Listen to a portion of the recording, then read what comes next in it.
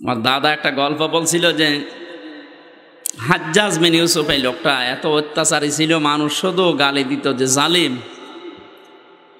পেয়াদারা এসে বলছে, স্যার আপনার জন্য তো বাইরে যাওয়া যায় না, শুধু মানুষ গালি দেয়।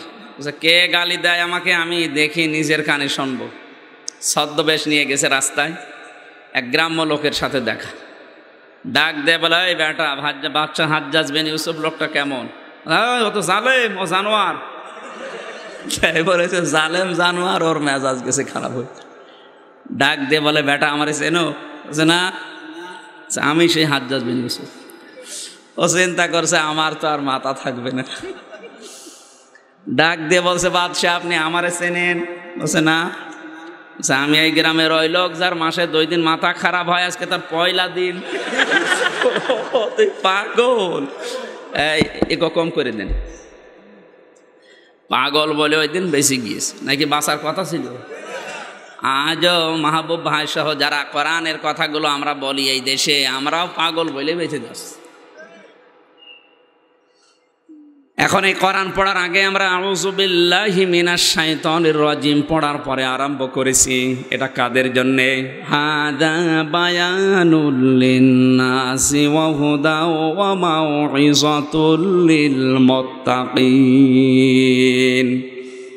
সূরা আলে ইমরানের 138 নম্বর আয়াতে আল্লাহ বলেন, এই যে বায়ান, এই বক্তব্য, এটা আমি আল্লাহ দিলাম মানুষের জন্যে। কার জন্যে? এই নোয়াখালী, কুমিল্লা, চাঁদপুর, এই লক্ষ্মীপুর এলাকাতে আবহমান কাল থেকে আলেমদের সংখ্যা বেশি। আর আমি যতটুকু জানি, বাংলাদেশের সব বিভাগের চাইতে এই চট্টগ্রাম বিভাগটায় শিরিক বেদাত বেশি। এখানে শব্দের দিকে খেয়াল করেন, লিন্নাস, লাম শব্দটা আছে, আরবি গ্রামার অনুযায়ী লাম ব্যবহার হয় 13টা অর্থে। বালাগাত মান থেকে আমি পেয়েছি, লাম ব্যবহার করা হয় জীবিত মানুষদের জন্যে। আল্লাহ তাআলা হাদা বায়ানুল লিন্নাস দিয়েছেন, এ কোরআন বর্ণনা বক্তব্য তাদের জন্যে যারা জীবিত মানুষ। কিন্তু আমাদের দেশে এখন কোরআন পড়তে অনেকে দেয়, পড়তে নিয়েও আসে, কিন্তু মরা মানুষের জন্য। এক কথা বলেন। আমার কুষ্টিয়াতে একজন নেতা আছে, বিশাল নেতা। উনি ঘোষণাই দিয়েছে, কোরআন পড়বেন, সোমা খাবেন, তাকের উপরে রাখবেন, তা না, কোরআন শরীফ ভিজিয়ে পানি খান, কোনো অসুবিধা নেই, কিন্তু অর্থ করতে পারবেন না। কারণ অর্থ করলেই তো ওর বিরুদ্ধে যায়। ও ডিশের ব্যবসা করে, ও সুদের ব্যবসা করে, যত উল্টাপাল্টা কাজে জড়িত। এই জন্য কোরআন বাংলায় করা যাবে না, মাতৃভাষায়। আপনি আরবিতে পড়েন, যেন ও না বোঝে, আপনিও না বোঝেন। আল্লাহ এখানে লাম দিয়েছেন, লিন্নাস। কোরআন শরীফ বর্ণনা বক্তব্য যারা জীবিত মানুষ তাদের জন্য। তাহলে কোরআন শরীফ মানুষ মরে গেলে পড়ার যে সিস্টেম, এটা আমরা নিজেরা বানিয়েছি। এই যে মাওলানা বসে আছে, জিজ্ঞাসা করেন, এটা আমরা বানিয়েছি। এটা মরা মানুষের জন্য না, এটা জীবিত মানুষদের জন্য। কোরআন যতদিন আপনি পড়বেন অসুবিধা হবে না, বুঝবেন অসুবিধা হবে না, মানুষকে বোঝাতে যাবেন অসুবিধা তেমন হবে না। কিন্তু যখন কোরআনে কারিমের ওই বোঝ বাস্তব প্রেক্ষাপটে, প্র্যাকটিক্যাল লাইফে আপনি কায়েম করতে যাবেন, তখন আপনার ওপরে বিপদ নেমে আসবে। আজ অনেক মানুষ ফতোয়া দেয় যে আলেম কি দেশে আর নেই, তাদের তো কোনো সমস্যা হয় না, তারাও তো কোরআন পড়ে, বোঝে, মানুষকে বোঝায়। এই কথাটা, ইকরা শব্দের অর্থটা যদি আপনি একটু ডিকশনারি খুলে দেখবেন, 4টা বিষয় ইকরার ভেতরে। 1 নম্বরে কোনো বিষয় যদি আপনি পড়তে চান, ওটা শুদ্ধ করে পড়া লাগবে। 2 নম্বরে ওটা বোঝা লাগবে। 3 নম্বরে ওই জ্ঞানটা নিজের বাস্তব জীবনে প্রয়োগ করা লাগবে। 4 নম্বরে যতটুকু পেলেন ওইটা মানুষকে মানাতে বাধ্য করা লাগবে। এর নাম পড়া। এর নাম কি? এই দেশে যত আলেম এখন আমরা আছি, আমরা অনেকে কোরআন পড়ি শুদ্ধ করেই মনে করেন, বুঝিও সুন্দর করে, মানুষকেও বোঝাতো বিভিন্ন কায়দায় আমরা বোঝাতে চাই। কিন্তু যখন আমরা কোরআনের পাখির মতো বলবো না, এটা হবে না, এটা মানাতে চাই, তখনই আপনার উপরে ঝামেলা আসতে পারে। আপনি উল্টা ধারণা করেন কোন কারণে?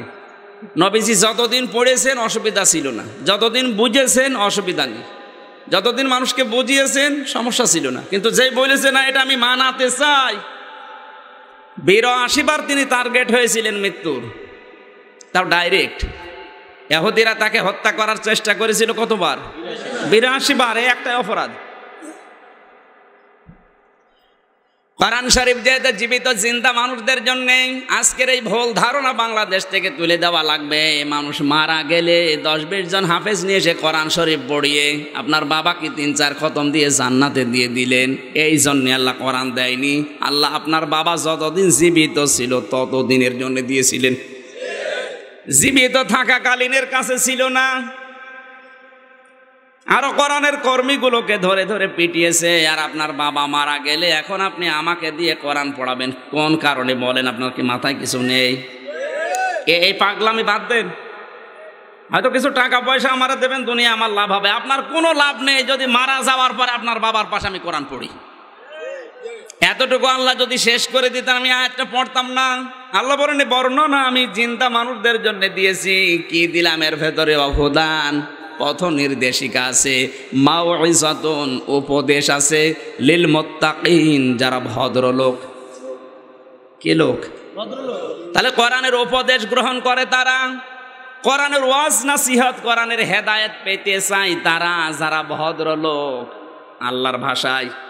আর আমরা এখন বিশ্বে দেখি কোরআনের উপদেশ যাদের ভালো লাগে না, কোরআনের উপদেশ শুনলে যারা বলে মানধাত আমলের এই অলিক কথা, কোরআনের হেদায়েত মানতে চায় না, তারা এখন ভদ্রলোক। সকাল 9টার সময় ওঠে ঘুম, মুখ না ধুয়ে চা খাচ্ছে, এটা ভদ্রলোক? অভদ্র। পৃথিবীর সব চাইতে বড় অভদ্র ছিল শয়তান। আসতে বলেন।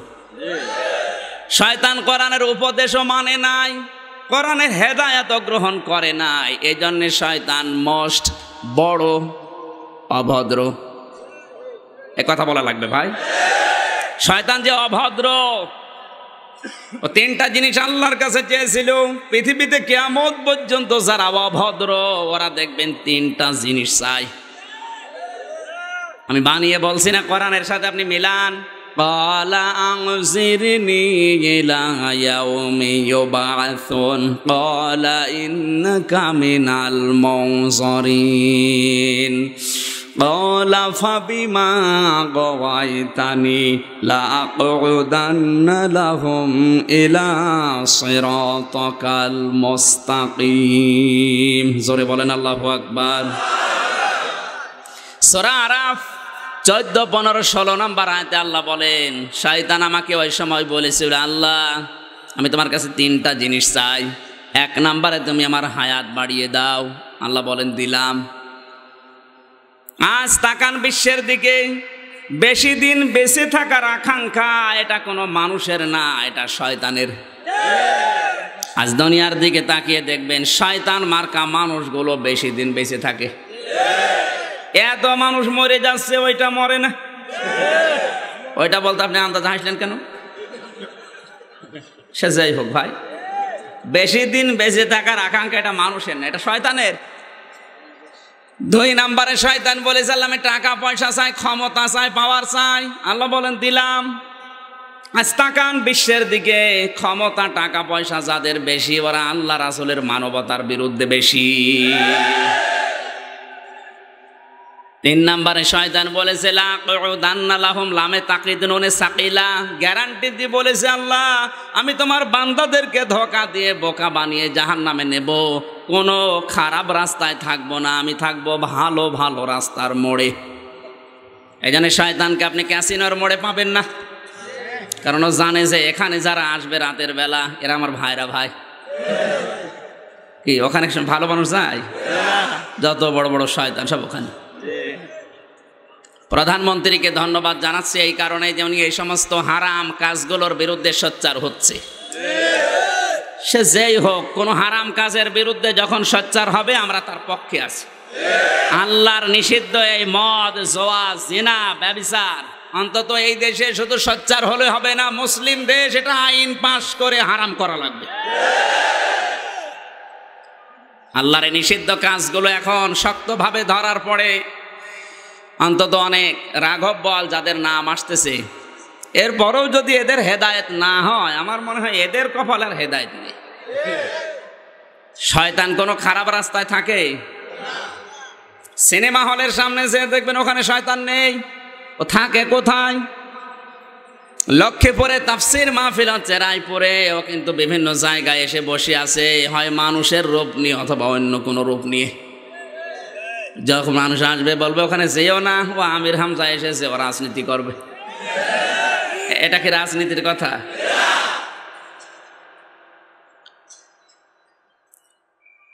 মারাইলমের সব কথা বাদ দিয়ে দিচ্ছি, কারণ সামনে আমাদের প্রধান আকর্ষণ যিনি আওলাদের রাসূল আসবেন, তার কথা আমরা শুনতে চাই। আমার মতো ছোট্ট ক্ষুদ্র মানুষের মুখে আর কি আমি যতটুকু কোরআনে কারিম বুঝেছি থিওরিগুলো বলে যাচ্ছি। আজকের এই ময়দান থেকে প্রথম থিওরি এটাই পেলাম যে কোরআন পড়ার আগে আউযু বিল্লাহ পড়া লাগে। এই কারণে পৃথিবীর কোনো ইবাদতে পড়া লাগে না, কারণ দুনিয়ায় কোনো ইবাদতে শয়তান মানুষকে এত ধোঁকা দেয় না কোরআন পড়তে আসলে, বুঝতে আসলে, কোরআনের সমাজ কায়েম করতে গেলে যত ধোঁকা দেয়। এই জন্য শয়তান থেকে আত্মরক্ষা করার পরে যারা বসলেন কোরআনের আলোচনায়, এরপরেও যদি কেউ চলে যায় মোনাজাতের আগে, বুঝতে হবে শয়তান ওকে দখল করে রেখেছে। এবার ওঠেন, কে উঠবেন? অন্তত আর কে উঠবেন? দরুদ আর সালাম পাঠ করছি আমাদের নবী, মানবতার মহান শিক্ষক মুহাম্মদ রাসূলুল্লাহ সাল্লাল্লাহু আলাইহি ওয়াসাল্লামের উপরে, যারা আনিত আদর্শ মানবতার মুক্তির একমাত্র গ্যারান্টি। এদিকে তাকান, বিশ্বনবী এই পৃথিবীতে যত আদর্শ রেখে গেছেন, এই দুনিয়াতে সবচাইতে বড় নিগৃহীত, লাঞ্ছিত, অপমানিত, একেবারে অবহেলিত যে সুন্নাতটা হয়ে আছে, মরা সুন্নাত, যে হাদিস আমি তেলাওয়াত করলাম, মান তামাসসাকা বিসুন্নতি ইনদা ফাসাদি উম্মতি, দুইটা একালিফ টান আছে। এদিকে তাকান, মান তামাসসাকা বিসুন্নতি ইনদা ফাসাদি উম্মতি। নবীজি বলেন আমার উম্মতের যখন দুরবস্থা চলবে, লক্ষ্মীপুরবাসী আপনি বিবেক দিয়ে বলেন তো, নিরপেক্ষ দৃষ্টি দিয়ে, এই পৃথিবীতে এখন উম্মতি মুহাম্মদীর অবস্থা ভালো না দুরবস্থা? তাহলে হাদিসের সাথে প্রথমটা মিলে গেছে। একদম ফাসাদি উম্মতি, আমার উম্মত যখন বিভিন্ন দল বিদলে বিভক্ত হয়ে ফিতনা ফাসাদে জড়িয়ে পড়বে, এই শব্দ এখন দুনিয়ায় মিলে গেছে। এদেশে এখন মুসলমান যত, তার চাইতে দল বেশি। কারণ এমনও লোক আছে এক লোক দুই দল করে। এখন আওয়ামী লীগ করছে, হাওয়া পাল্টালে বিএনপি করবে। তার মানে এদেশে মানুষ যত, তার সাথে দল। আমার উম্মত যখন দল বিদলে বিভক্ত হবে, ফিতনা ফাসাদ ছড়িয়ে পড়বে, আমার তো মনে হচ্ছে নবীজি ১৫০০ বছর আগের কথা বাংলাদেশে এখন ১০০ ভাগ মিলে গেছে। এবার হাদিসের পরের শব্দটা এতটুকু বলে নবী শেষ করেননি। আল্লাহর নবী বলেন ওরকম দুরবস্থায় আমার উম্মতের যখন ফিতনা ফাসাদ ঘিরে ফেলবে, ওই সময় যদি তারা একটা মরা সুন্নাতকে জিন্দা করতে পারে, তাদের আমলনামায় ১০০ গলা কাটা শহীদের সওয়াব আল্লাহ দিয়ে দেবেন। দিয়েছে না দেবেন? ফালাহু আজরু মিয়াতি শাহিদ। তার আমলনামায় যে মাঝখানে ফা আছে, আল্লাহ পাকের নবী বলেন তার আমলনামায় আল্লাহ ১০০ গলা কাটা শহীদের সওয়াব দিয়ে দেবেন না দিয়েছে। কাজ এখনো করায় আরম্ভ করলেন না। ১০০ গলা কাটা শহীদ আপনি বোঝেন, একটা শহীদের সওয়াব নিয়ে কিয়ামতে কে উঠতে পারলে সে জান্নাতি। আর আমলনামায় লোকটার যদি ১০০ তাও গলা কাটা শহীদের সওয়াব থাকে, ওর জান্নাত কেউ বাধা দিতে পারবে? এবার আমার এখানে গবেষণার বিষয়, মরা সুন্নত আসলে কি? যেটা মরে গেছে। চিন্তা করলাম আমার এই ছোট মেধা নিয়ে দেখি মরা সুন্নত বাংলাদেশে আছে কিনা। খাবারের পরে মিষ্টি খাওয়া সুন্নত, এটা মরা না, কেউ খায় কেউ খায় না। কি কথা বলেন এখানে? তার মানে এটা মারা যায়নি, কিছু না কিছু আছে। আর আমার তো মনে হয় অন্তত এই বাংলাদেশে কোনো সুন্নত যদি কেউ নাও মানে, তবে এই সুন্নতটা মানে যে খাবারের পরে মিষ্টি খাওয়া। খাবারের আগে যে ৩টা সুন্নত আছে ওর মনে নেই। খাবারের আগে নবীজি বলেন আবার উম্মত যদি 3টা সুন্নত মেনে খাবার খায়, কোনো দিন ওর বুক পেটের উপরে, ওর পেট বুকের উপরে উঠবে না। এক ভাগ খাবার খাওয়া লাগবে, এক ভাগ পানি দেওয়া লাগবে, এক ভাগ ফাঁকা রাখা লাগবে। প্রতিটি নবী এই সুন্নাত পালন করে খাবার খেতেন। এই জন্যে কোনো নবীর পেট বড় ছিল না, প্রতিটি নবীর পেট ছিল ছোট, বুক ছিল বড়। আর আমরা এমন উম্মত, আমাদের বুক নেই, শুধু পেট। এমন এমন উম্মতে আমরা আছি, এই রে পেট আখেরই ভড়ি, ওর ভড়ির উপরে ও কোন মারা যায়।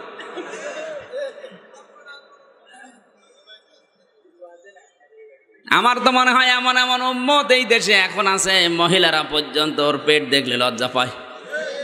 যে সন্তান হয় আমাদের আর পেট হয়, পেট বুকের সাথে বুক লাগাতে লেগে বুক পাওয়া যায় না, এত বড় পেট তোমার। নসুলের আগের 3টা সুন্নাত তোর মনেই নেই। খাবারের পরে মিষ্টি খাওয়া, তার মানে আরো খাবার চাই। আর কি খাবেন বলেন? আর কি বাকি আছে দেশে? আপনার জন্য আর বাকি কিচ্ছু নেই, সব খেয়ে ফেলেছেন।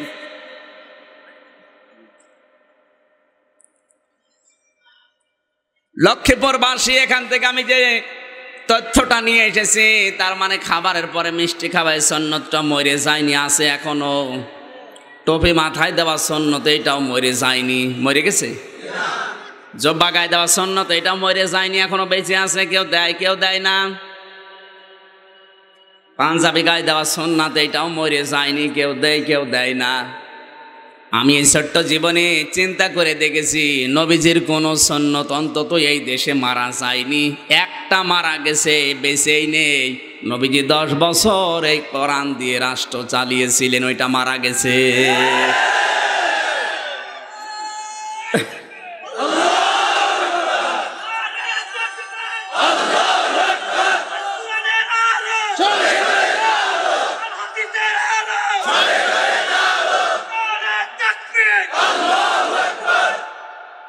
এবার যার কাছে কথাটা শোনার পরে রাজনীতি মনে হচ্ছে, হাত তোলেন তো। নবীজি 10 বছর এই কোরআন দিয়ে রাষ্ট্র চালিয়েছিলেন, এটাকে মিথ্যা কথা? তাহলে এইটাও তো সুন্নাত। এই সুন্নত তো এখন বেঁচে নেই। অন্তত যাদের মগজ মাথায় আছে, একটু কি চিন্তা হয় না যে এই সুন্নত 10 বছর নবী যেটা করলেন, সেটা আমি 1 বছরও করতে পারলাম না, আমি কি জবাব দেব? আর আমার যতটুকু ধারণা, এই সুন্নতটা আজ বাংলাদেশে না থাকার কারণে এই চুরি হচ্ছে, এই যে ডাকাতি হচ্ছে। এই ক্যাসিনো 60টার উপরে শুধু ঢাকাতে, ক্যাসিনো 60টার উপরে ঢাকাতে, এটা তো সরকারি জরিপ, আরো গোপনে আছে হাজার হাজার। এই ক্যাসিনোর মূলে হচ্ছে এই সুন্নতটা না থাকা। নবীজি রাষ্ট্র গঠন করার পরে কোরআন দিয়ে যখন চলছিল, ওই দিন বলেছিলেন যে মদ হারাম। ওই সময় দেখা গেল মদিনার অলি গলি মদের স্রোত যাচ্ছে। আজও বাংলাদেশে এই মরা সুন্নাতটা যদি জিন্দা হয়, আমার মনে হয় ঢাকার অলি গলি স্রোত যাবে। এই সুন্নাতটা জিন্দা না থাকার কারণে আজ অনেকে জেনা ব্যভিচার থেকে মুক্ত হতে পারছে না, ইচ্ছা করলেও।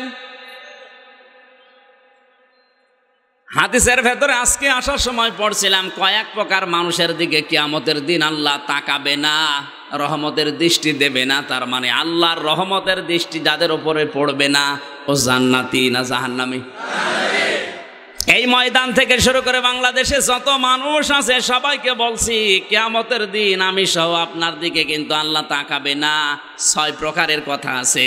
তার 1 প্রকার তারা যারা বুড়ো জিনাখোর, বৃদ্ধ বয়সে যারা জেনা করে। আর এটা এখন এই দেশের ক্লাবগুলোতে সবচাইতে বেশি। যারা ওখানে যাচ্ছে, একেবারে 12 বছর 13 বছরের হালকা বয়স না, সবগুলো বুড়ো, যাদের বউ 2, 3টা 5টা করে আছে। এক কথা বলছেন না কেন? আপনি যে জাহান্নামে যাবেন কিয়ামতে, আল্লাহর রহমতের দৃষ্টি পাবেন না, এই হাদিসের দিকে তাকান। এখন যদি বলেন হুজুরে গোপন কথা আপনার বলার দরকার কি, আপনি কবরের ওয়াজ করেন, কবরে তো আরো ঝামেলা। ঝিনাইদা গিয়েছিলাম একবার, ঝিনাইদা এমপি সাহেব আমার পাশে বলছে হুজুর এখানে রাজনৈতিক দলের লোকজন আছে, আপনি কবরের মাটির নিচের ওয়াজ করেন, মাটির উপরে যা হচ্ছে হোক। তো মাটির নিচে কি হয়? রাখার পরেই সর্বপ্রথম ফেরেশতারা বলে মার রব্বুকা, তোর রব কি? রব শব্দের পরে কোরআন শরীফের ভেতর থেকে প্রধান অর্থ আমি পেয়েছি 5টা। রব মানে আইনদাতা। রব মানে কি? মরণের পরেই ফেরেশতারা জিজ্ঞাসা করবে, বেটা রব মানে আল্লাহ বলে দিলে একবারে ওই দেশে আল্লাহর আইন চলতো, আপনি কি বলবেন? 2 নম্বরে বলবে দিনুকা, তোর জীবন ব্যবস্থা কি, কি দেখে দেখে জীবন চালিয়েছি বল। উনি আমারে বলছো হুজুর মাটির নিচের ওয়াজ দরকার, উপরে ওয়াজ করেন। উপর ওয়াজ মানে কেবল তো মাটির নিচে শুরু, এখনো একটা প্রশ্ন বাকি আছে, ওই প্রশ্নটাই আসল। কথা বলে ওটা কোনটা? মান হাজার রজুল, এই লোকটাকে সারা জীবন ওই লোকটার আদর্শের মানুষ দেখলে পিটিয়েছো, ওই লোকটাকে দেখলে কিয়ামতে বলবে এ তো জঙ্গি। এক কথা বলছেন, যে হাত দিয়ে পিটিয়েছো ওইভাবে এই হাত দিয়ে তোমাকে পিটানো হবে। নবীকে দেখে যদি তোমার মুখ দিয়ে একবার জঙ্গি বের হয়, আর বের হবেও তা, এদেশে অনেকের মুখ দিয়ে কবরের ভেতরে নবীকে দেখে জঙ্গি বের হচ্ছে, হবে। কথা বলেন, যারা নবীওয়ালা মানুষগুলো দেখলে জঙ্গি বলে চালিয়ে দেয়, আর নিচে নামা লাগবে। আমার তো মনে হচ্ছে আপনার মুখ দিয়ে ওই কিয়ামতে না কবরে আপনি নবীকে দেখলে উল্টাপাল্টা বলবেন, যায় তো জঙ্গি মতো লাগে।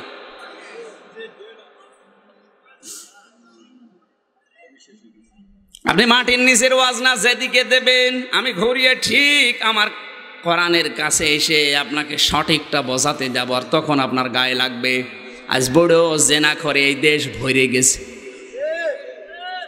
আমি নাম নিতে পারলাম না, হাজার হাজার মানুষ নিজের বৈধ স্ত্রী থাকার পরও জেনা করে জাহান্নামী হচ্ছে, আল্লাহর রহমতের দৃষ্টি থেকে সরে যাচ্ছে। এই জাতিকে বাঁচানোর দায়িত্ব আলেমদের জন্য। সঠিক কথাটা বললাম। এখন আপনি চরিত্র সংশোধন করলে ভালো, না করলে যান জাহান্নামে যান। আমার বন্ধুরা, এই মরা সুন্নতটা আমার গবেষণায় ধরা পড়েছে। যদি এই দেশে কায়েম থাকতো, এই যে কিছুদিন আগে এই পঞ্চগড়ে তেতুলিয়াতে 4 বছরের তানিয়া নামে একটা মেয়েকে রূপার ছেলেরা, সোনার না রূপার, ধর্ষণ করতে গিয়ে লজ্জাস্থান ছোট, এই জন্য পারে নাই, বেলেট দিয়ে চিরে ধর্ষণ করেছে। আমার তো মনে হচ্ছিল ওই সময় সংবাদটা পড়ার পরে যদি এই দেশে ওই মরা সুন্নত থাকতো, তাহলে রূপার ছেলে সব সোনা হয়ে যেত। সোনা হয়ে যেত না? মরা সুন্নত আমি নিজের চোখে দেখে এসেছি সৌদি আরবে। 16 সালে আমি 45 দিন হজে থাকার পরে এটা টের পেয়েছি যে মরা সুন্নত থাকলে কি হয়। তারপরও সৌদিতে 100 ভাগ ইসলাম নেই, 70 ভাগ আছে, বাকি 30 ভাগ নেই। কারণ ওখানে রাজতন্ত্র চলে, যেটা ইসলামে জায়েজ নেই। মরা সুন্নতের ফলাফল আমার ছোট দাদা হজে গিয়ে বলছিল, আমির হামজা, আমি দেখি আমি ওই মসজিদে নববীর আন্ডারগ্রাউন্ডের নিচের তলা যেখানে অজু করতে গিয়ে দেখলাম অজুখানায় একটা ঘড়ি পড়ে আছে, মোবাইল ঘড়ি। চিন্তা করলাম নেব না নেব না, মনের ভেতরে ভয়, যদি ধরা পড়ি কি কেটে দেবে। দেশে আসলে মানুষ বলবে হাজী সাহেব চোর, এই ভয়ে নিচ্ছি না।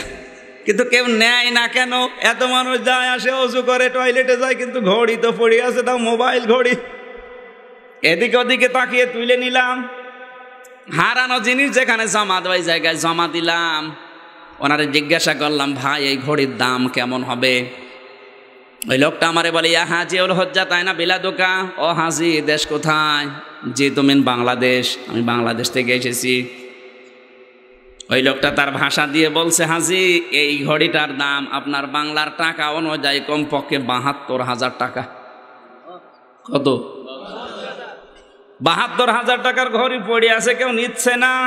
এদেশে থাকবে 72 পয়সা থাকে না।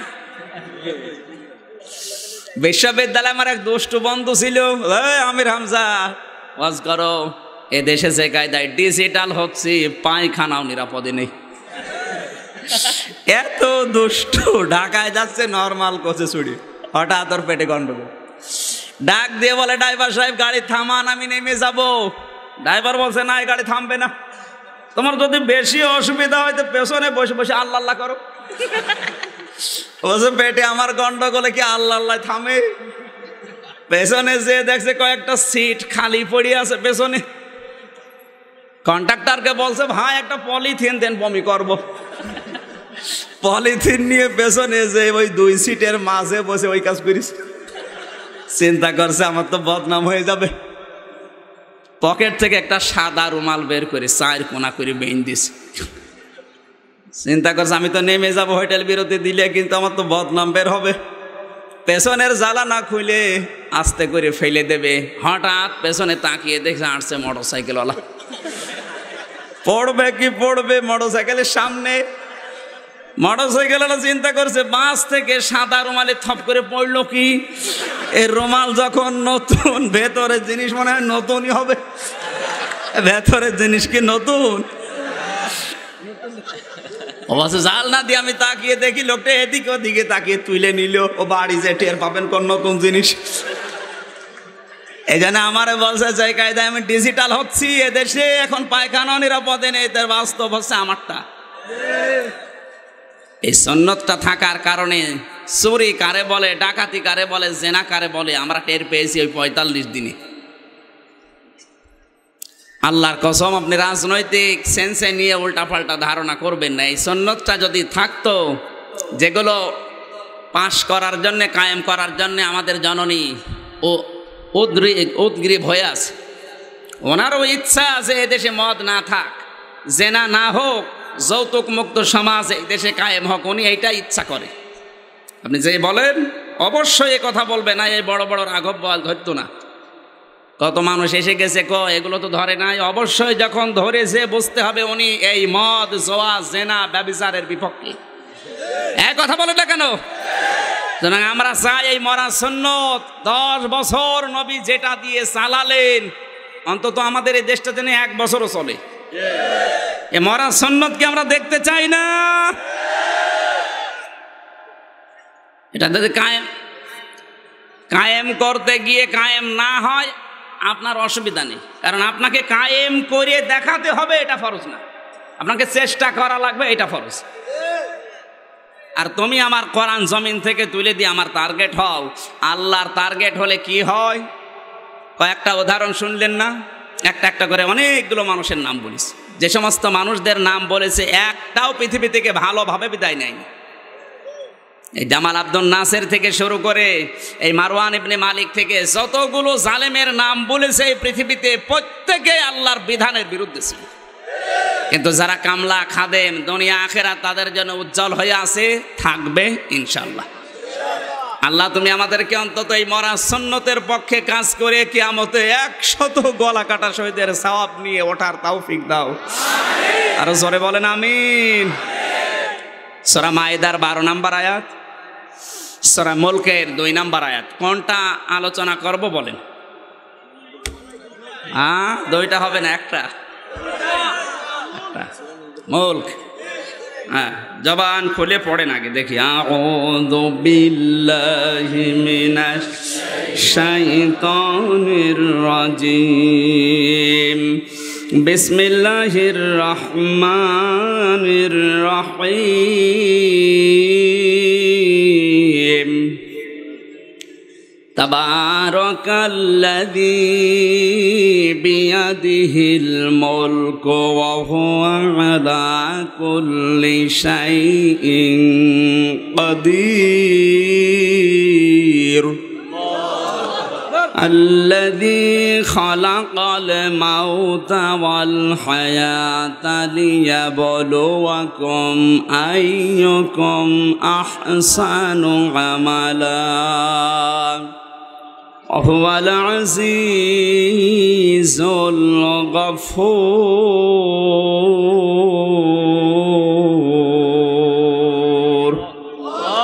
আজকের আলোচনায় মৌলিক কয়েকটা বিষয় আপনাদের যারা লাগবে আমি আগে থেকে বলে দিচ্ছি। মৌলিক কিছু বিষয় এখান থেকে নিয়ে বাড়ি যাবেন। গতানুগতিক ওয়াজ শোনার দরকার নেই, ওয়াজ করারও দরকার নেই। অন্তত কিছু মৌলিক বিষয় আজকে যেন নিয়ে যেতে পারেন। এই আয়াত আপনি জন্মের পর থেকে শুনেছেন, কিন্তু এখানে কিছু তথ্য আছে। চলে যাবেন নাকি? সূরা মুলক, কোন সূরা? মুলক মানে রাজত্ব। মুলক মানে কি? বাংলাদেশে এই সমস্যাটা বেশি। ভারতে আমি কত জায়গায় কত রাজ্যে গেলাম, কোনো জায়গায় কানে কানে বলে না হুজুর এইটা বলবেন না, বা রাজনৈতিক কোনো কথা বলবে না, না কোনো জায়গায় আমি পাইনি। এই পশ্চিমবঙ্গ থেকে শুরু করে আসাম, ওদিকে মিজোরাম, মেঘালয়, ওই তামিলনাড়ু, যত জায়গায় গেছি, হায়দ্রাবাদ সহ কোনো জায়গায় আমার কানের কাছে কোনো দিন কেউ এসে বলে না যে এটা বলা যাবে না। এটা শুধুমাত্র বাংলাদেশ, আর তাও সবচাইতে বেশি এই চট্টগ্রাম বিভাগে। আসলেই শুধু কানের কাছে উল্টা পাল্টা কথা, না হুজুর এটা বলবেন না, ওটা বলতে বলবো কি?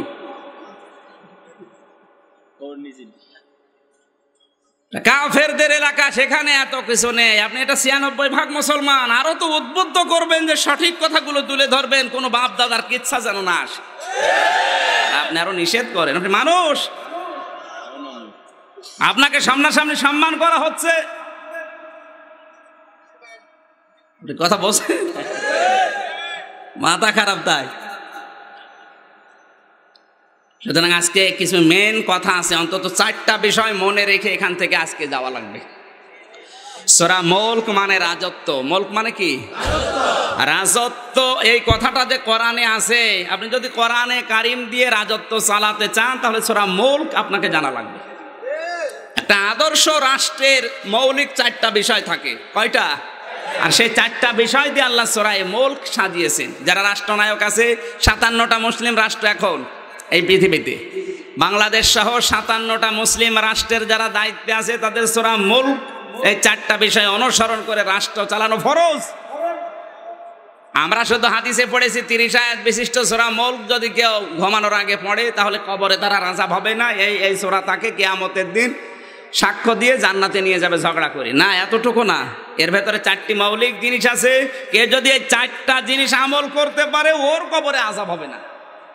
ও মৌলিক একটাও মানে না, ও আযাব হবে মানে ডবল আযাব হবে। এখানে একটা বিষয় আমি বলে নি আগে, এতদিন আমরা জানতাম যে জানার নাম ইসলাম না, মানার নাম ইসলাম। এটা শয়তানি।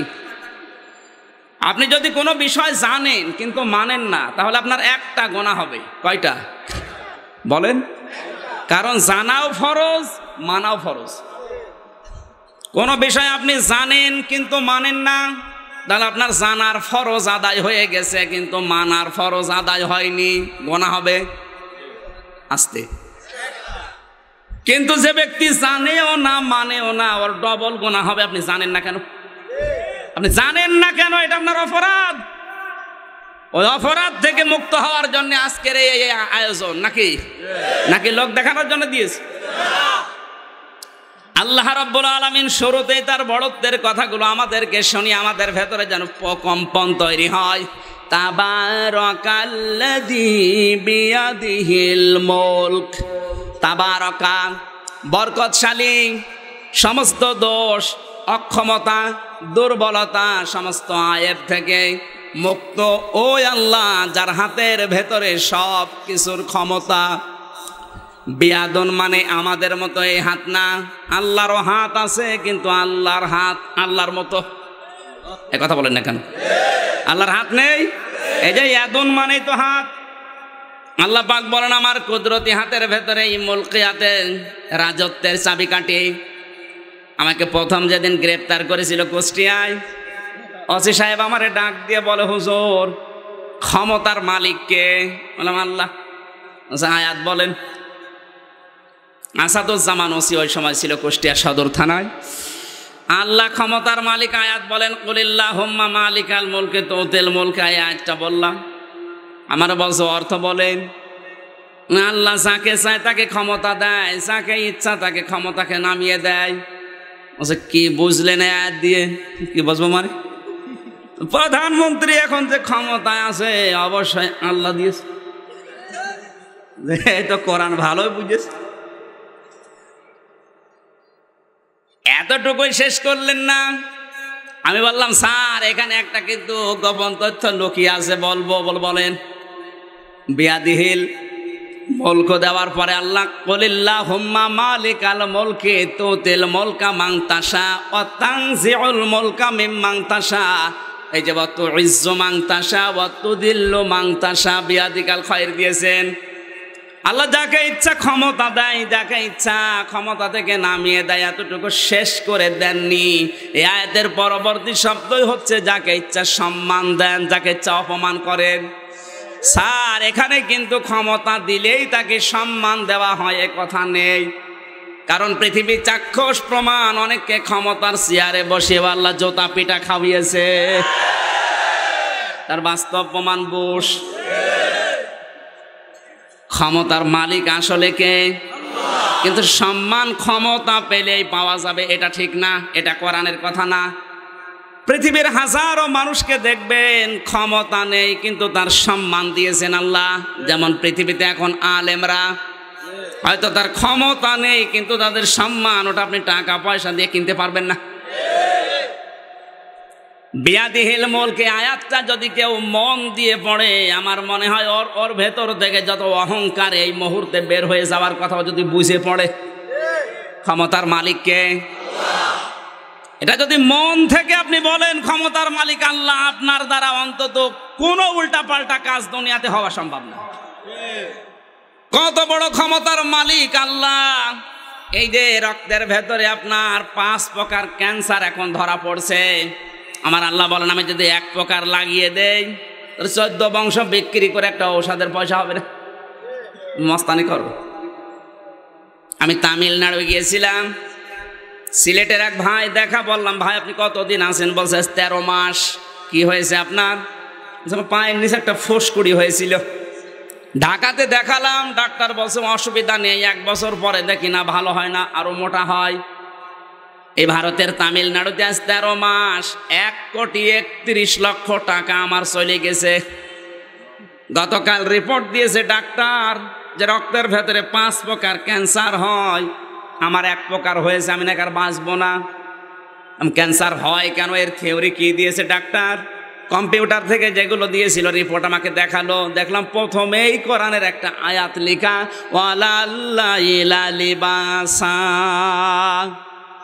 আল্লাহ তাআলা বলেন আমি রাতকে বানিয়েছি পোশাক। পোশাকের কাজ হচ্ছে জড়িয়ে থাকা।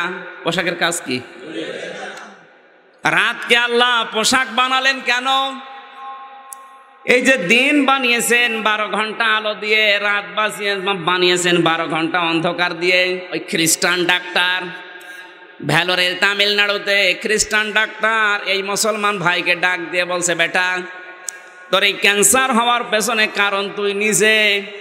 কারণ মানুষের এই যে চামড়া ভেদ করে রক্তের ভেতরে 5 প্রকার ক্যান্সারের প্রথম নাম্বারে যেটার একটা নাম দেখলাম ওখানে ইংরেজিতে লেখা আছে, প্রথমে এটা হওয়ার কারণ হচ্ছে এই শরীরের ভেতরে আমার আল্লাহ মেলাটোনিন নামে একটা ঔষধ বানিয়েছে, যেটা মাথার পেছন সাইড দিয়ে গ্ল্যান্ড দিয়ে বের হয় রাতের বেলা, যখন মানুষ অন্ধকারের সাথে মিশে ঘুমায়। আল্লাহ কি বলেছিলেন? ওয়ালাল্লাইলা, রাত বানিয়েছি পোশাক। পোশাকের কাজ মানুষের সাথে জড়িয়ে থাকা। রাত তো অন্ধকার, আপনি অন্ধকারের সাথে জড়িয়ে মিশিয়ে ঘুমাবেন। দিনের বেলায় তো সারাদিন আলোর ভেতরে কাজ করেন, রাতের বেলা অন্ধকার করে না ঘুমিয়ে মোবাইলের আলো, ফেসবুকের আলো, কম্পিউটারের আলো, টেলিভিশনের আলো, এমনকি ডিম লাইট জ্বালিয়ে ঘুমান। ওই লোকটা বলছে ডাক্তার আপনি যা বলেন সব মিলে গেছে। চলে এসেছে, আসলে আগে থেকে বলবেন। হ্যাঁ,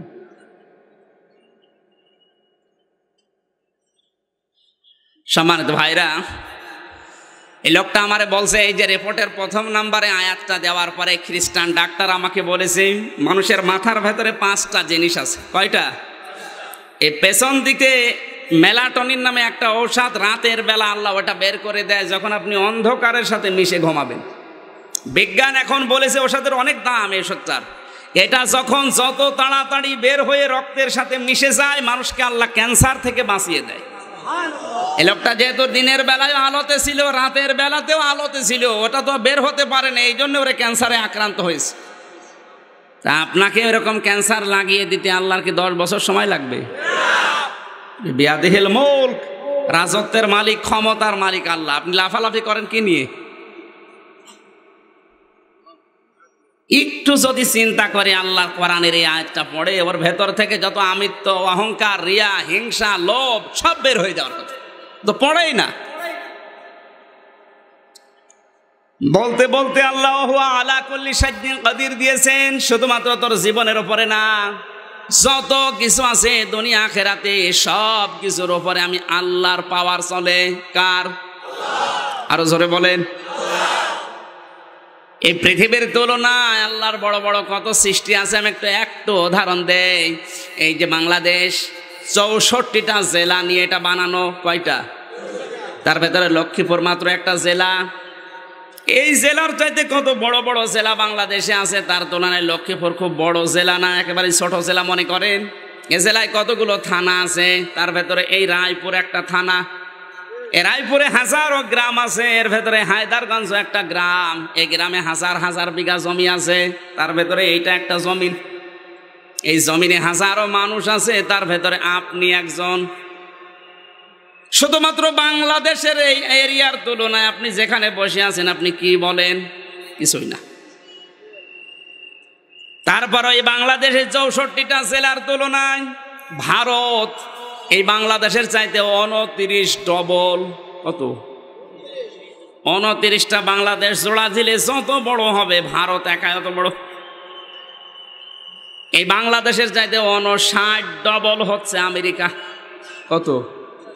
59 ডবল।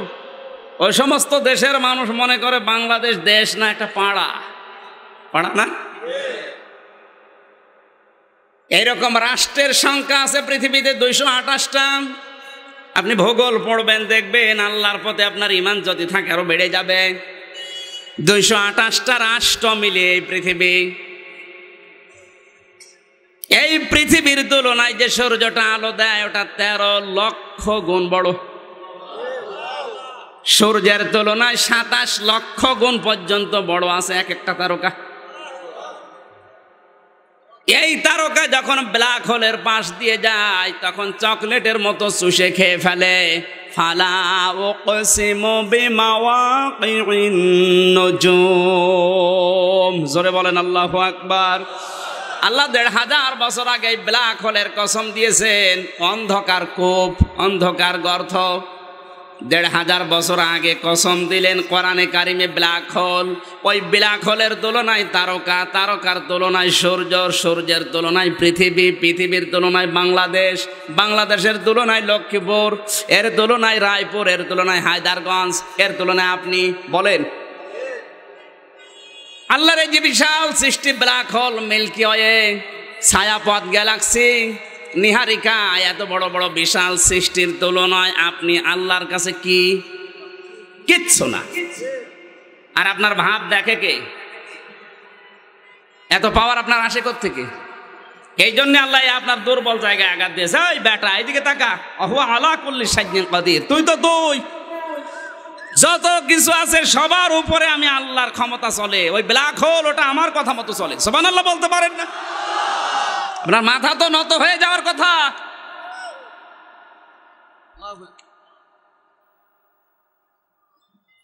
আল্লাহ রাব্বুল আলামিন শুধু ক্ষমতায় নিজের হাতে রাখেননি, তার যে ক্ষমতার বন্টন গুলো মানব দেহের ভেতরে। আমি একটা বিষয় পরে 12টা বিষয় পরীক্ষা করে একটা বলছি। এই যে পিত্তিথলিতে যে রসগুলো পড়ে, আপনার খাবারগুলো যখন জমাট বাঁধার পর যখন হজম হওয়ার জন্য ওখানে রস দরকার হয়, আল্লাহ রাব্বুল আলামিন কোরআনে কারিমে শয়তানের প্রায় 11টা পর্যন্ত চরিত্র দিয়েছেন। শয়তানের 1 নাম্বার চরিত্র হচ্ছে শয়তান হচ্ছে অপচয়কারী। ইন্নাল মুবাদ্দিরিনা কানু ইখওয়ানাশ শায়াতিন ওয়া কানা শাইতানু লিরাব্বিহি কাফুরা। শয়তান কি? কথা বলা লাগবে। আল্লাহ পাক যদি কোনো বিষয় অপচয় করে তাহলে তো এই আয়াত বলা তার দ্বারা ঠিক হয়নি।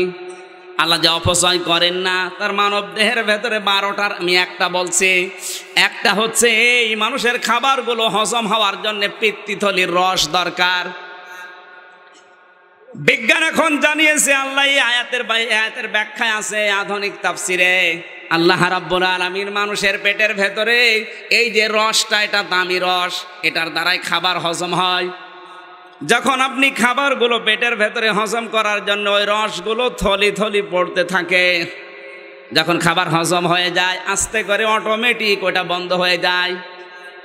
আবার যখন খাবার আপনি খাবেন ওটা অটোমেটিক চালু হয়ে যায়। আল্লাহ পাক যদি ওটা একেবারে ডাইরেক্ট করে দিত, রস পড়তেই থাকতো, অপচয়ের সামিল হতো, আল্লাহর নিজের কথার সাথে কাজের মিল থাকতো না। আল্লাহ পাক যে কত বড় পাওয়ারের মালিক আর ওর বন্টনের সঠিক বন্টনের মালিক, আমি শুধু এই 12টার ভেতরে একটা বললাম, মাথা নত হয়ে যাবে যদি আপনার বিবেক থাকে। আল্লাহ তার বড়ত্বের, মহত্বের, বিশালত্বের কথাগুলো বলতে বলতে মানুষকে জানাচ্ছেন আমি কিন্তু তাবারাকাল্লাযী বিয়াদিহিল মুলক। তাবারাকার শব্দ এই জন্য আল্লাহ ব্যবহার করেন, পৃথিবীতে মানুষ যত রকমের দোষ আল্লাহকে দিতে পারে, সব দোষ থেকে আমার আল্লাহ পবিত্র, মুক্ত। জোরে বলুন সুবহানাল্লাহ। আসতেছে আমার বন্ধুরা, মেহমান এসে গেছে, আমি শুধু থিওরিগুলো বলে শেষ করছি। আল্লাহ তার বিশালত্বের, মহত্বের, বড়ত্বের কথাগুলো বলতে বলতে হঠাৎ আলোচনার লাইন তিনি কেটে দিয়েছেন এবার আমাদের জীবনের দিকে। আল্লাহ তাআলা তার বিশালত্বের, বড়ত্বের, মহত্বের কথা বলতে বলতে এবার আমাদের জীবনের দিকে ইঙ্গিত দিয়েছেন। আল্লাযী খালাকাল মাউতা ওয়াল হায়াতা। তিনি কোন আল্লাহ? এতক্ষণ পর্যন্ত আমি টাচ দিয়েছি আল্লাহর পাওয়ার কি কি কথা বোঝা যায়নি? ওই আল্লাহ যিনি আমাদের মউত এবং হায়াত বানিয়েছেন। আগে মউত না হায়াত? জবাব দেন, আগে মউত না হায়াত? মউতের কথা কেন দিলেন? তাফসিরের ভেতরে দেখেছি মউতের কথা আল্লাহ এই কারণে দিয়েছেন, আল্লাহ পাক মানুষকে স্মরণ করাতে চায়, বান্দা তুমি যত উপরে ওঠো না কেন এই কথা স্মরণ করবা যে মরা লাগবে। কোরআন যদি আমরা এইভাবে পড়তে পারতাম তাহলে আমাদের মস্তানি সব দূর হয়ে যেত। আল্লাযী খালাকাল মাউতা ওয়াল হায়াতা, আগে মউত না হায়াত? আরো জোরে। মউতের কথা কেন দিলেন বুঝেছেন? আপনি পৃথিবীর যত বড় দায়িত্ব পান না কেন এই কথা চিন্তা করে দায়িত্ব পালন করবেন যে আল্লাহ আমার তো মরা লাগবে।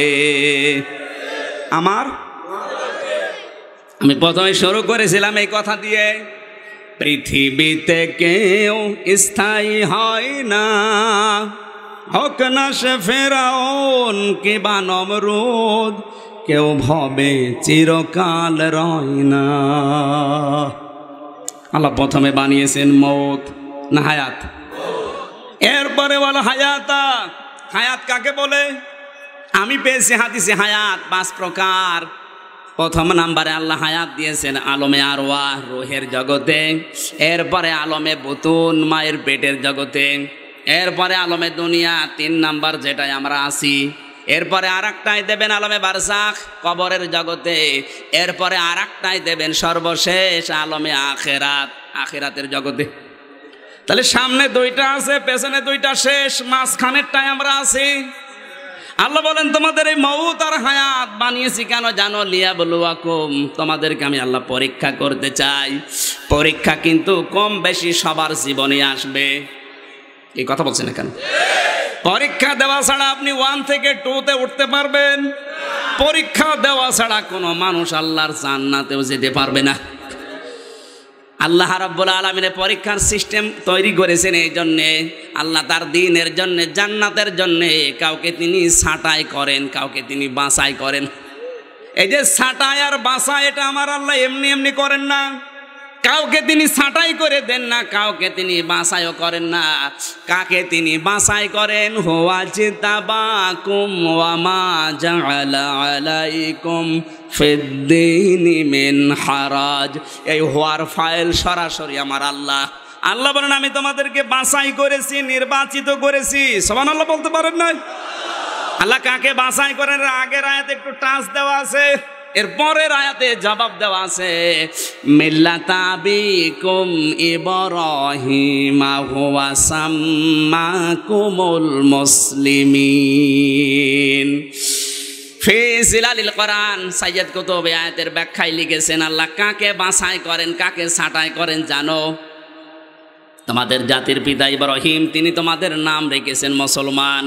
সুতরাং এই পৃথিবীতে হযরত ইব্রাহিম আলাইহিস সালামকে অনুসরণ করে অনুকরণ করে দুনিয়ায় যারা আল্লাহর দ্বীনের উপরে টিকে থাকতে পারে আমার আল্লাহ তাদেরকে বাছাই করেন।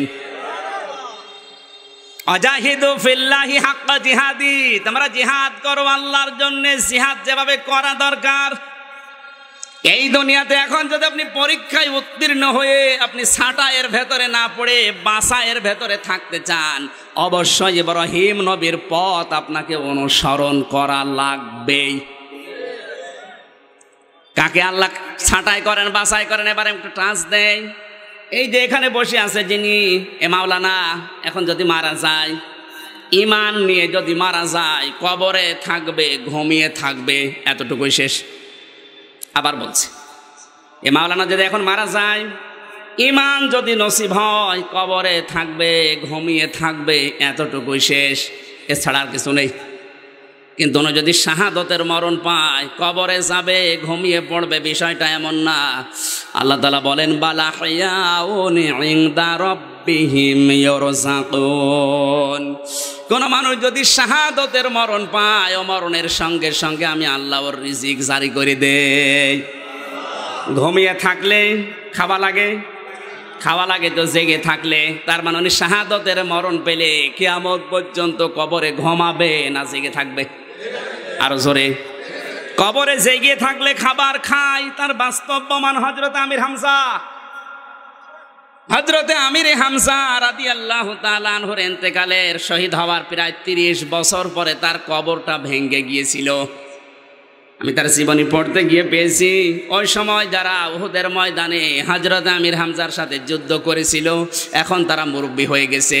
এই রক্ত অনুসন্ধান করতে গিয়ে দেখে 30 বছর আগে বিশ্ব নবীর চাচাকে টুকরা টুকরা যে সমস্ত জায়গা থেকে করা হয়েছে, ওই জায়গা কবর ভেঙে যাওয়ার কারণে ফিনকি দিয়ে রক্ত এখনো বের হচ্ছে। ওরা যদি খাবারই না খাবে তো রক্ত পেলে কোথায়? এই জন্য পৃথিবীর এই যে আবহমান কাল থেকে মাঝে মাঝে এই দুনিয়াকে আল্লাহ গরম করে দেয়। অতিল কালাজ্জা মনুদাও বিলুহা বাইনান নাস, যুগের আবর্তন বিবর্তমান আল্লাহ ঘটায়। ওয়ালিয়ালামাল্লাহুল্লাযীনা আমানু ওয়া ইয়াত্তাখিযা মিনকুম শুহাদা ওয়াল্লাহু লা ইউহিব্বুজ জালিমিন। সূরা আলে ইমরানের 140 নম্বর আয়াতের শেষের দিকে আছে। আমি যতগুলো তাফসীর পড়েছি, মুফাসসিররা সবাই আয়াতের ব্যাপারে একমত। আল্লাহ পাক যার জীবন এবং আমলকে পছন্দ করে, ওই মানুষকে সাধারণভাবে মরণ দেয় না, তাকে শাহাদতের মরণ দিয়ে ধন্য করে। আজ কাশ্মীরের মুসলমানদেরকে আল্লাহ যদি এমনিতেই মরণ দিত, রোগে শোকে মারা যেত, ইমান নিয়ে কবরে ঘুমিয়ে থাকতো, এই শেষ।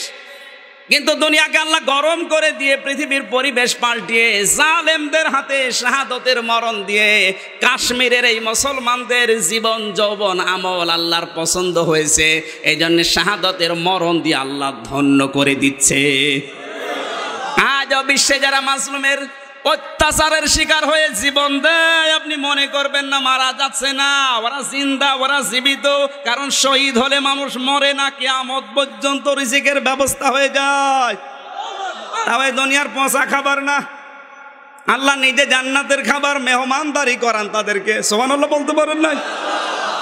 এখানে আজ দুনিয়াতে যা হচ্ছে কোনো চিন্তা নেই, কোনো দুঃখ নেই, আমরা ভয়ও পাই না, আফসোসও করি না। কারণ শাহাদাতের মরণ যারা পাচ্ছে, ওরা আল্লাহর কাছে জিন্দা খাবার পাচ্ছে। আমার দাদা বলছিল, এক লোক বাদশাহ তার ওজিরকে নিয়ে গেছে শিকার করার জন্য বহু দূরে। শিকারে এত দূরে যাবার পরে এক পোকাতে কামড় দিয়েছে আঙ্গুলে। ওজির ডাক দিয়ে বলে, বাদশাহ আপনার যন্ত্রণা এত বেশি, এক কাজ করেন, এক কোপ দিয়ে আঙ্গুলটা কেটে ফেলে দেন, তাহলে আপনার যন্ত্রণা কমে যাবে। আচ্ছা ঠিক আছে, একটা কোপ দিয়েছে। এক কোপ, আঙ্গুলটা পড়ে যাওয়ার পর বাদশাহ ডাক দিয়ে বলে, ওজির তোর কথা মতো কোপ দিয়ে আঙ্গুল আলাদা করলাম, কিন্তু যন্ত্রণা তো আর একটা বেড়ে গেছে। ওজির বলছে, বাদশাহ যা হয়েছে ভালো হয়েছে, আপনি চুপ করেন, কারণ এই তো যন্ত্রণায় আপনি মারা যাচ্ছিলেন, এখন নাই, আঙ্গুলটা কাটা গেছে, ব্যান্ডেজ করে যাই করে দিলাম, বাড়িতে চল। বাদশার মনে মনে রাগ যে আমার আঙ্গুল কেটে ফেলে আবার বলছে যা হয়েছে ভালো হয়েছে। এলাকায় যাবার পরে বলছে জেলখানায় দিয়ে দিলাম, 4 বছরের যে জেলখানা দিয়ে দিলাম, 10 বছর জেলখানায় আছে 4 বছর। এর ফাঁকে একদিন বাদশাহ একা একা গেছে,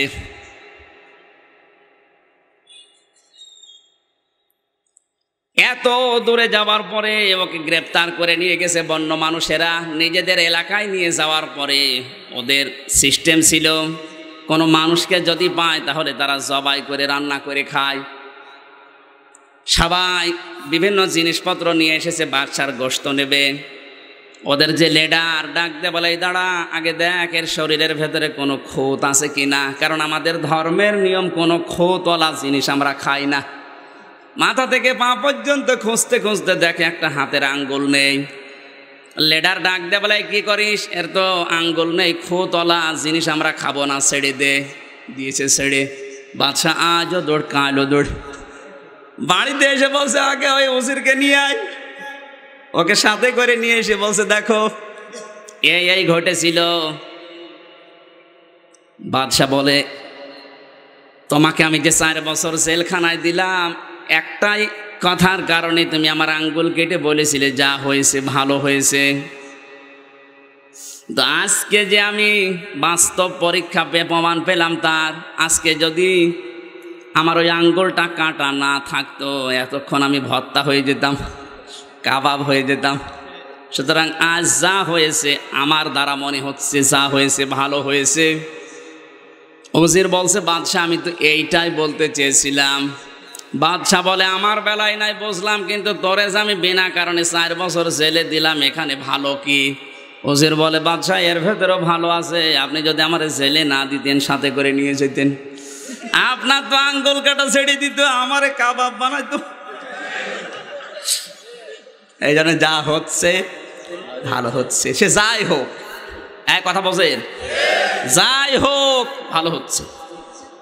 আল্লাহ পরীক্ষার মাধ্যমে ছাঁটাই করেন, কাউকে কাউকে বাছাই করেন। আইয়ুকুম আহসানু আমালা, কেন বাছাই ছাঁটাই করেন? আল্লাহ পাক বলেন, আমি দেখতে চাই তোমাদের ভেতরে সব চাইতে ভালো আমল করে আমি আল্লাহর কাছে কে আসতে পারো। এখানে শব্দের দিকে খেয়াল করেন, আইয়ুকুম আহসানু আমালা না আকসারু আমালা। আকসারু আমালা কিন্তু নেই, আহসানু আমালা। আল্লাহ বেশি আমল চাই না ভালো আমল? ভালো আমল। আপনার গাড়ি আমল করার দরকার নেই। আখলিস দীনাকা ইয়াকফিকাল আমালুল কলিল, আপনার ঈমানটা খাঁটি করেন, অল্প আমলই নাজাতের জন্য যথেষ্ট হয়ে যাবে। আল্লাহ পাক বলেন, তোমাদেরকে দুনিয়ায় পাঠিয়েছি বেশি আমল করার জন্য না, ভালো আমল। কি আমল? আরো জোরে বলেন, বেশি আমল না ভালো আমল? এখন ভালো আমল কাকে বলে? আপনি আমি আন্দাজে মন মতো কিছু করলে ভালো আমল হবে, বিষয়টা এমন না। আব্দুল্লাহ ইবনে মাসউদ থেকে রাদিয়াল্লাহু তাআলা আনহু থেকে বর্ণিত, ভালো আমল হওয়ার জন্য 4টা শর্ত। 1 নম্বরে কোনো কাজ যদি আপনি ভালো বলে চালিয়ে দিতে চান, তার ভেতরে ইলম থাকা লাগবে। কি থাকা লাগবে? 2 নম্বরে ওর ভেতরে বিশুদ্ধ নিয়ত থাকা লাগবে। 3 নম্বরে ওর ভেতরে ইখলাস থাকা লাগবে, আল্লাহর জন্যই করছে এরকম মন থাকা লাগবে। 4 নম্বরে ওই কাজের ভেতরে ধৈর্য থাকা লাগবে। তাহলে ভালো আমলের শর্ত কয়টা? আল্লাহ তাআলা আহসানু আমালা দেওয়ার পরে জানিয়েছেন ওয়া হুয়াল আজিজুল গফুর। এই ভালো আমল যদি কেউ না করে বা করে, তার জন্য 2টা নাম দিলাম। ভালো আমল বলতে দুনিয়ার মানুষ যদি নাও বোঝে, যিনি বলে দিয়েছেন তিনি বোঝে না। ভালো আমল কোনটা এটা আমাদের কাছে যদি ছেড়ে দিত, আমরা মন মতো ব্যাখ্যা করতাম। আমরা বলতাম 3 মাস চিল্লায় যাওয়া ভালো আমল, পীরের কাছে মুরিদ হওয়াই ভালো আমল। এক কথা বলেন না কেন? শুধু আন্দোলন করে বেড়ানো ভালো আমল? আল্লাহ এই জন্য কারো হাতে ব্যাখ্যাটা না দিয়ে আল্লাহ বলেন, আমি নিজে ব্যাখ্যা করেছি। তুমিনুনা বিল্লাহি ওয়া রাসূলিহি ওয়া তুজাহিদুনা ফি সাবিলিল্লাহ বিআমওয়ালিকুম ওয়া আনফুসিকুম যালিকুম খায়রুল লাকুম ইন কুনতুম তা'লামুন। কয়েকটা কথা বলার পরে আল্লাহ বলেন, এইটাই ভালো আমল। এটা কি? যালিকুম খায়রুল লাকুম, এইটাই ভালো কাজ যদি তোমরা বোঝো। এই ভালো কাজটা আমরা যদি নাও বুঝি, সাহাবা একরাম বুঝেছিলেন। কথা বলেন। আপনি এবার সাহাবা একরাম থেকে ভালো আমল কি ওইটা বুঝে নেবেন। আমি আজকে আর কথা বাড়াতে পারছি না, ওজোর এসে বসে আছে, আমার বেয়াদবি হয়ে যাচ্ছে। আজকে পর্যন্ত আমিন। বারাকাল্লাহু লানা ওয়া লাকুম ফিল কোরআনিল আযীম।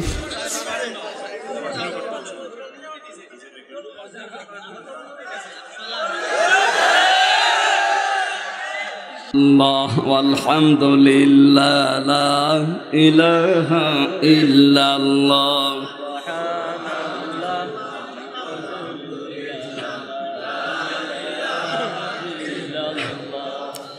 সুবহানাল্লাহ ওয়ালহামদুলিল্লাহ লা ইলাহা ইল্লাল্লাহ লা ইলাহা ইল্লাল্লাহ মুহাম্মাদুর রাসূলুল্লাহ। আমার ভাইরা, ভালো আমল কার কাছ থেকে নেওয়া লাগবে? বিশ্বনবীর কাছ থেকে, সাহাবায়ে কেরামের জীবন থেকে। কারণ এটা আমরা যদি নাও বুঝি, কোরআনের আয়াত সাহাবীরা বোঝে নাই। আরো জোরে বলেন। সাহাবীরা এই ভালো আমল যারা বুঝেছিলেন, আপনি তাদের দিকে এবার তাকাবেন। হযরতে মাস এবং মুআবিজ এই ভালো আমল বুঝেছিলেন যে তুমিনুনা বিল্লাহি ওয়া রাসূলিহি ওয়া তুজাহিদুনা ফি সাবিলিল্লাহি বিআমওয়ালিকুম ওয়া আনফুসিকুম। জান আর মাল দিয়ে আল্লাহর রাস্তায় তার ঈমানের দাবি পূরণ করতে গিয়ে জিহাদ করা লাগবে, সর্বাত্মক চেষ্টা করা লাগবে। এটা ভালো কাজ। এজন্য ছোট্ট বয়সে 9 বছর 13 বছর বয়স বিশ্বনবীর সাথে বদরের ময়দানে যাবার জন্যে তারা প্রতিযোগিতা পর্যন্ত করেছিল। আজ আমরা এই ভালো কাজটাকে না বুঝে শুধু উল্টা দিকে নিয়ে যাই। এই ভালো কাজ শুনে মানুষ বসে যে এটা ভালো কাজ। হযরতে মাস মুআবিজের মতো জীবন দেওয়ার জন্য এগিয়ে যাবে, কোনো দিনের জন্য পিছপা হবে না। কথা বলেন ঠিক কিনা? আমার যতটুকু ধারণা, কোরআন হাদিস পড়ার পরে আমি যতটুকু বুঝেছি, সাহাবায়ে কেরাম ভালো কাজ বলতে এইটাই বুঝেছিলেন। আল্লাহর জমিনে মর্দ পার্থক্য আপনার থাকবেই, কিন্তু দিন কায়েমের ব্যাপারে কোনো পার্থক্য চলবে না। আনাকিমুদ্দিন ওয়ালা তাতাফাররাকু ফি। আপনি যদি মানুষকে আল্লাহর দিনের দিকে দাওয়াতি কাজের মাধ্যমে ডাকেন, ভালো কাজ করছেন, করেন, পৃথিবীর যে কোনো ভালো কাজে আপনি সম্পৃক্ত, মারহাবা। কিন্তু আপনার জীবনের টার্গেট থাকা লাগবে এই ভালো কাজটার। এটা কি ভালো কাজ না মন্দ কাজ? এই মুহররম মাসে ইমাম হোসাইন ভালো কাজ এইটাই বুঝেছিলেন। তিনি চেয়েছিলেন আল্লাহর দিন কোরআনের বিধান মতো এই জমিন চলুক। কিন্তু যে লোকটা দায়িত্বে ছিল, ওনার সম্পর্কে যদিও বিভিন্ন ইতিহাসবিদ যারা তারা উল্টাপাল্টা লিখেছে, আমার যতটুকু মনে হয় ইমাম হোসাইন ইয়াজিদকে মানতে পারেন নাই 2টা কারণে। 1 নম্বরে লোকটা গোপনে মদখোর ছিল। 2 নম্বরে নর্তকী নিজে গোপনে গোপনে নাচাতো। আজও যদি কেউ রাষ্ট্রীয়ভাবে এই কাজ সে যেভাবেই করুক না কেন, অন্তত মুহররম মাসে ইমাম হোসাইনের জীবন থেকে শিক্ষা নিয়ে এই পৃথিবীর ময়দানে ইমাম হোসাইন যেভাবে অমর হয়ে আছে, শুধুমাত্র এই চট্টগ্রাম বিভাগে এটা বেশি। অনেকে হাই হোসেন করে মনে করে ইমাম হোসাইন জীবন দিয়ে পরাজিত হয়ে গেছে। না, উনি কখনো পরাজিত হননি, উনি হয়েছেন বিজিত। কথা বলেন না কেন? তিনি কেমন বিজয় পেয়েছিলেন ইমাম হোসাইন? ইয়াজিদের জীবন পড়ে দেখেছি, ও মাত্র ইমাম হোসাইনকে দুনিয়া থেকে বিদায় দিয়ে 2 বছর 8 মাস ক্ষমতায় ছিল। এই 2 বছর 8 মাস পরে ও দুনিয়া থেকে বিদায় নিয়েছে। 1500 বছর পার হয়ে গেল। এখন 1441 হিজরি চলছে। কত? মুহররম মাসের আজকে 22 তারিখ, 23। এই 1441 হিজরি চলছে। এত দিনের ভেতরে ইয়াজিদের বংশে আজও পর্যন্ত কেউ ক্ষমতার চেয়ার পায়নি। কিন্তু ইমাম হোসাইনের উত্তরাধিকারী আজও পৃথিবীতে বিভিন্ন চেয়ারে আছে না নে? এখানে বাস্তব এইটা। বাংলাদেশে আমি আরেকটা কথা বলি, এই কারণে অনেকে বিভ্রান্ত হয়। আওলাদে রসুল নাম শুনলেই মানুষ যে হুমড়ি খেয়ে পড়ে। কান খাড়া করে শোনেন, আল্লাহর নবীর বংশে আবু লাহাব ছিল, আল্লাহর নবীর বংশে হোসাইনও ছিল। আল্লাহর নবীর বংশের নাম শুনলেই যদি আপনি যে হুবড়ি খেয়ে পড়েন। আজ ঢাকাতে কত আওলাদে রাসূল দাবি করে শিরিক আর বেদাত 180 মাইল বেগে চালাচ্ছে, যেমন দেওয়ান বাগি, রাজার বাগি, কুতুব বাগি। এ বাগি না বাঘ? আওলাদে রাসূল নাম শুনলে যাওয়া যাবে না। আওলাদে রাসূল তো এইটা শিরিক আর বেদাত পেয়েছেন। মাথা থেকে পা পর্যন্ত সুন্নতের কোনো বিপরীত আছে? আর ওর সুন্নত আমি তো গেছি 8 বার নাম ধরে বলছি এই কারণে অনেকে মনে করো ওরাও তো আল্লাহর ওলি, পুরা শরীরের ভেতরে সুন্নতের কোনো অনুসরণ নেই, আওলাদে রাসূল লিখে দিয়েছে। অনেকে উল্টা বুঝে এটা ছড়িয়েছে, উনি রাসূলের বিরুদ্ধে। আমি কি পাগল ছিলাম ওই সময়? আওলাদে রাসূল বলতে আমি এইটা বোঝাই যারা ইমাম হোসাইনের মতো জীবন চালায়, অন্যায় দেখলে প্রোটেস্ট করবে, আর ওদের সামনে নিজেরা অন্যায় তো করে, যারা অন্যায় করে তাদের আরো খেলাফতি দেয়। আজকে মহররম মাস শেষ হয়ে যাচ্ছে, আবার 1 বছর পরে আসবে। আপনি কিছু নেওয়া লাগবে এখান থেকে। আমার যতটুকু শিক্ষা বের করেছি আওলাদে রাসূল ইমাম হোসাইনের জীবন থেকে, ইমাম হোসাইন জীবন দিয়ে তিনি পরাজিত, কথা বলেন, তিনি বিজিত হয়েছিলেন। ইয়াজিদ পরাজিত হয়েছে ওই সময় না, কারণ ওই সময় তো ইতিহাস লেখা হয়নি। ইতিহাস লেখা হয় ঘটনা ঘটার আগে না পরে? পরে। মুহররম মাসের যে ইতিহাস সবচেয়ে বেশি আমরা পড়ি কারবালা, এটাও কিন্তু ইতিহাস ঘটনা ঘটার পরে। কারণ জালেম যখন ক্ষমতায় থাকে ইতিহাস লেখা যায় না। জালেম বিদায় নেওয়ার পরে ইতিহাস একদিন না একদিন লেখা হবেই। ইয়াজিদ 2 বছর 8 মাস ছিল দুনিয়ায় জীবিত, ইতিহাস কেউ লিখতে পারে নাই। ও বিদায় নেওয়ার পরে ইতিহাস যারা লিখেছে ওরে ঘৃণিত, নিন্দিত, এমনকি ওর নামটা পর্যন্ত এখন গালি। কাউকে যদি আপনি রাগাতে চান বলবেন ইয়াজিদের বাচ্চা, রেগে যাবে, রেগে যাবে না? ওর নামটা কি খারাপ? ইয়াজিদ কত সুন্দর নাম, কিন্তু নামটা হয়ে গেছে ঘৃণিত, নিন্দিত, গালি। কোন হিন্দুকে পর্যন্ত যদি বলেন ভাই সন্তান হয়েছে 5000 টাকা দেবো, ইয়াজিদ রাখ, লই ও কি নাম, ও গালি। কত ঘৃণিত করে দিয়েছে, কিন্তু ওই সময় ওর সামনে কেউ ইতিহাস লিখেছে? আজও পৃথিবীতে পেশি শক্তি ব্যবহার করে, জোর জবরদস্তি করে কেউ যদি ইয়াজিদের মতো চেয়ার আটকে রাখতে চায়, হয়তো ইতিহাস এখন লেখা হচ্ছে না, কিন্তু লেখা হবে একদিন। আপনি বিদায় নেওয়ার পরে যদি ইতিহাস লেখা হয়, আপনাকে ঘৃণিত, নিন্দিত, গালি হিসাবে পৃথিবীতে পরিগণিত করবে। আর ইমাম হোসাইনের মতো যারা, ওই মানুষগুলো জেলখানায়, তাতে কি হয়েছে? ওই মানুষগুলোর নাম কিয়ামত পর্যন্ত মানুষ নেবে আর রহমতুল্লাহ আলাইহি।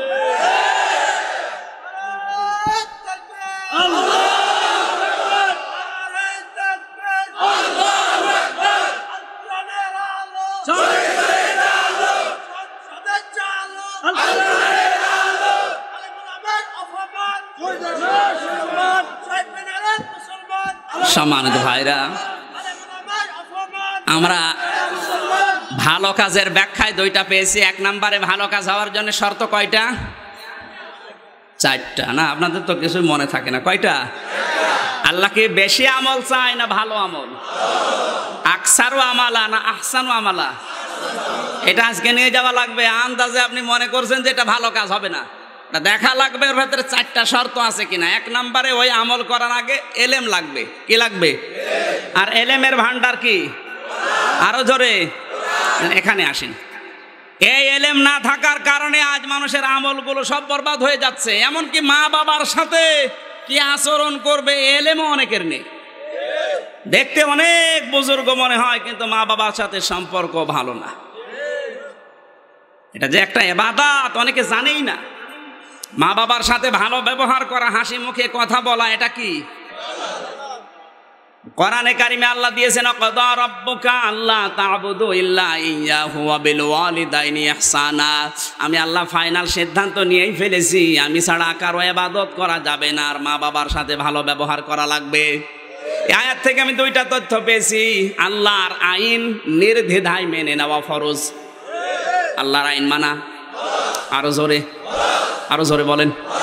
আর মা বাবার আইন মানা না না না, মা বাবার আইন মানা ফরজ, মা বাবার সেবা করা ফরজ। এই যে ওয়াবিল ওয়ালিদাইনি ইহসানা, এই কথাটা আমি এতদিন উল্টা পাল্টা বুঝতাম যে আল্লাহর আইন মানা যেমন ফরজ, মা বাবারও আইন মানা ফরজ। না, আল্লাহর আইন মানা নির্দ্বিধায় ফরজ, কিন্তু মা বাবার আইন মানা ফরজ না, তার সেবা করা ফরজ। হ্যাঁ, মা বাবার ওই আইন মানা ফরজ যেটা আল্লাহ রাসূলের সাথে মিলে যায়। কথা বোঝা গেছে? আল্লাহ তাদের কথা বলার পরে এবার 5টা ব্যাখ্যা দিয়েছেন। মা বাবার নামে এত ব্যাখ্যা কেন দিলেন? এই রাঙ্গামাটি থেকে আসার সময় একটা বাস্তব এই আয়াতের সাথে আল্লাহ তাআলা বলেন ওয়াকফিদ লাহুমা জানাহা যুল্লি মিনার রাহমা। ওয়াকফিদ, খফজন শব্দের শাব্দিক অর্থ হচ্ছে ডাউন ফল করা, শুধু ডাউন করা না। ওয়াকফিদ মানে ডাউন ফল করা। ওয়াকফিদ লাহুমা জানাহা যুল্লি মিনার রাহমা, তোমার রহমতের ডানার ছায়া ডাউন ফল করো। ডানা কি মানুষের হয়? কথা বলা রাখবে। কার হয়? পাখির হয় ডানা। মানুষের আল্লাহ ডানা দিলেন কেন? তাহলে এই আয়াতটা কি ভুল? ডানাটা আল্লাহ হাওলাত করে মানুষকে লাগিয়ে দিলেন, তোমার ডানার ছায়া ডাউন ফল করো। কেন দিয়েছেন? কারণ পাখির থাকে ডানা, মানুষের তো ডানা হয় না, মানুষের হয় হাত। কি হয়? আমা কুনতু মুত্তাখিদাল মুদিল্লিনা আদুদা, আদদ হয় বাহু, বল। বাহুর ভেতরে যে বল থাকে এটা কি নরম হয় না শক্ত হয়? আল্লাহ এই বাহু বল না দিয়ে জানাহ যুল্লি মিনার ওয়াকফিদ লাহুমা জানাহন শব্দটা দিয়েছেন এই কারণে, পাখির যে ডানা ওর ভেতরে পর থাকে। কি থাকে বলেন? এই পরটা নরম, সফট, মোলায়েম। পাখি তার বাচ্চাদেরকে বাঁচাতে যখন এই পরটা ডাউন করে না, ডাউন ফল করে, একেবারে নামিয়ে দেয়, তখন বাচ্চারা ওর নিচে এসে এক অনির্বচন সুখ অনুভব করে। আল্লাহ তাআলা মানুষকে এই পাখির ডানা হাওলাত করে লাগিয়ে জানিয়েছেন, তুমি যতদিন জীবিত থাকা তোমার মা বাবা, আত্মীয় স্বজন, মা বাবা বিশেষ করে যতদিন তোমার আন্ডারে থাকবে, তোমার ডানার নিচে, তারা যেন মনে করে যে অন্তত যতদিন সন্তান বেঁচে আছে আমাদের আর কোনো চিন্তা নেই। এরকম আমাদের মা বাবা যাদের আছে তারা কি মনে করছে? না।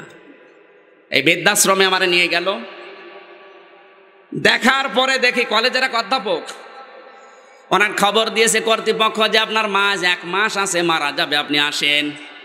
উনি এসেছে, আসার পরে মা তার এই আঙ্গুলটা চেপে ধরে বলছে, বাবা আমি হয়তো আর বাঁচবো না, তো তোরে আমি জীবনের শেষ কথা বলি, আমি যখন মারা যাব তখন আমার এই ফ্যানটা তুই পাল্টিয়ে দিবি।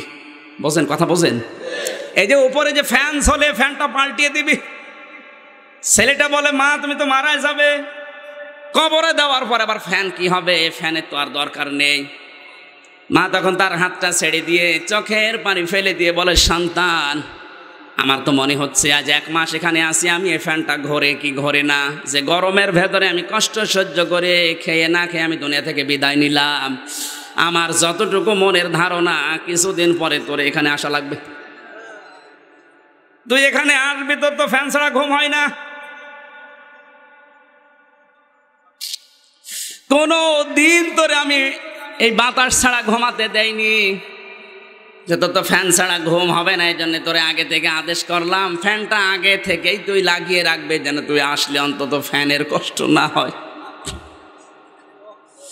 তোরা কোরআন শরীফ পড়ে আমি এতটুকু ধারণা নিয়েছি, দুনিয়ার কোনো মানুষের নাম বলার পর আল্লাহ এত ব্যাখ্যা দেয়নি যত ব্যাখ্যা দিয়েছেন আল্লাহ মা বাবার নামে। কোনো জায়গায় 3টা, কোনো জায়গায় 5টা, কোনো জায়গায় 7টা, আমি 11টা পর্যন্ত ব্যাখ্যা পেয়েছি মা আর বাবার নামে। সুবহানাল্লাহ বলতে পারেন?